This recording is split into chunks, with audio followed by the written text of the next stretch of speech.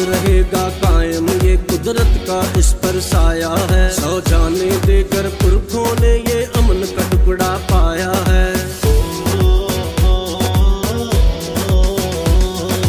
अबद रहेगा कायम ये कुदरत का इस पर साया है। 100 जाने देकर पुरखों ने ये अमन का टुकड़ा पाया है।